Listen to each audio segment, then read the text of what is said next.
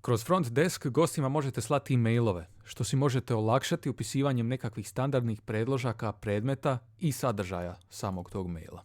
Prije toga trebate provjeriti da je za vaš objekt postavljena mail adresa za kontakt vašeg objekta, tako da ako gost odgovori na mail koji im pošaljemo kroz naš sustav, da vama stigne njihov odgovor na vašu mail adresu. Kako to napravite? Znači u samim postavkama pa postavke gore objekta imamo administrativni mail. Ovdje postavite taj mail na koji želite da vam stižu odgovori gosta ako on odgovori na te mailove. Kad ste to napravili, možete se vratiti u predložak e-pošte, te ovdje imate sve vrste tih predložaka. Imate automatske mailove gostima koji se šalju automatski, booking engine mailove koji se isto šalju automatski kad gost kreira ili otkaže rezervaciju, a onda ovi manualni mailovi su znači za voucher, ponudu, račun i rezervaciju po potrebi da vi pošaljete kad vam god to treba slat gostu. Znači kako to napravite, recimo sad za rezervacijski mail, samo klikom na gore novo plus, kreiram sami predložak e-pošte i samo mu dam naziv kako želim da se zove u sustavu. Kad sam ga kreirao, onda ga moram popuniti sadržajem. Znači tako kliknem ovdje na sadržaj i ovdje popunim sadržaj na svim jezicima na kojim želim slati te mailove u budućnosti. Znači popunim sami predmet maila i sadržaj maila. Znači u sadržaju maila vi pišete ručno što želite, a možete koristiti i ove parametre tako da se automatski popune za svaku rezervaciju, znači zasebno. Tako da bude ono poštovani ime, prezime gosta da se automatski popuni, isto tako link s detaljima rezervacije, link za samostalnu prijavu, znači to su ovi parametri gore. Znači ako sad idem uređivati mail i kliknem prodajni kanal, on će ovdje sad staviti taj prodajni kanal i automatski ga popuniti u tom mailu.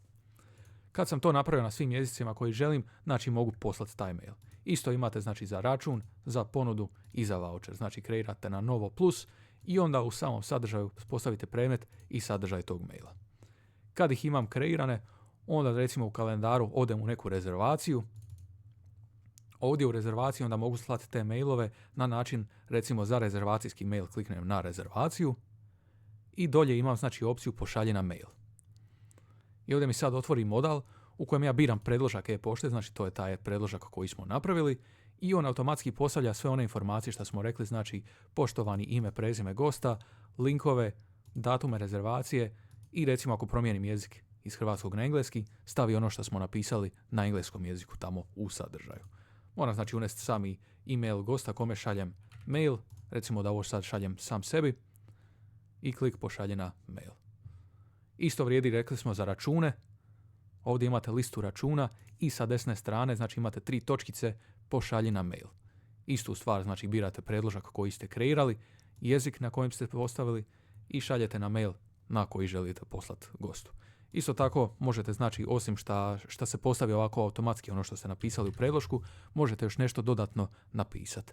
A znači za račune i ponude kad šaljete gostima, oni dobiju ovo, plus znači PDF samog računa ili ponude. Vi ga ovdje ne vidite, ali oni će ga dobiti u znači samom mailu.